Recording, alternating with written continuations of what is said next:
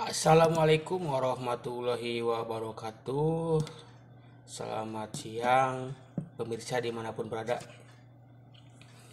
Baik, di video kali ini saya akan sedikit mengulas ini sebenarnya permasalahan yang selalu terjadi di akhir tahun pelajaran, di mana kelulusan selalu ada mengadakan study tour.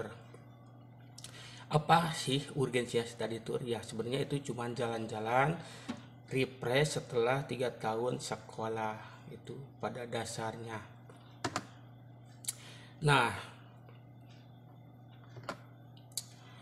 saya akan menghitung, ya ini saya simulasi saja ya, estimasi jumlah murid. Misalkan ketika ada kelulusan, estimasi jumlah murid ada berapa. Nah ini misalkan ketika kelulusan ada jumlah murid 40 orang ya.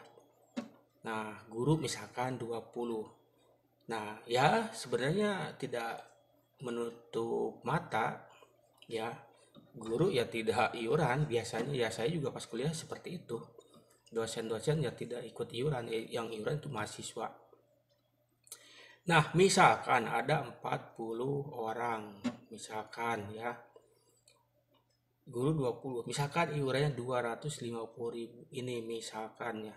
Saya di sini tidak menyebut atau misalkan sekolah tertentu, ini saya hanya simulasi saja.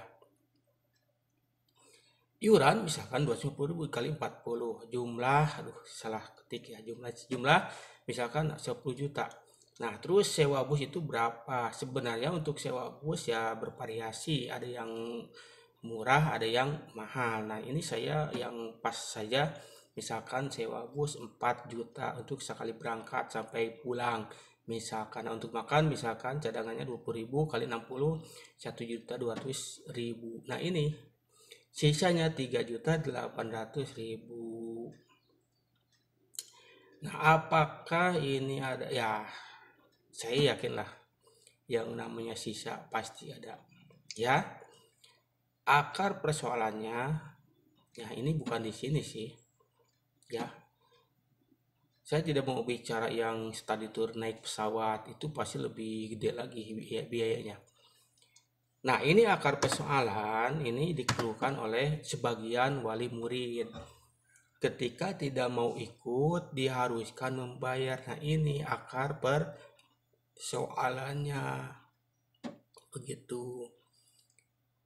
Ketika tidak mau ikut kan tidak punya uang, tapi dipaksa harus bayar.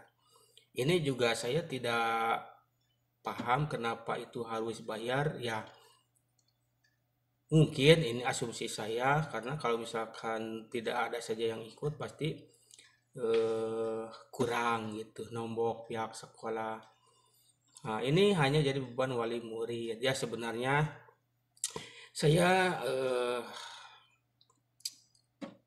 sudah terbuka lah buat seluruh sekolah.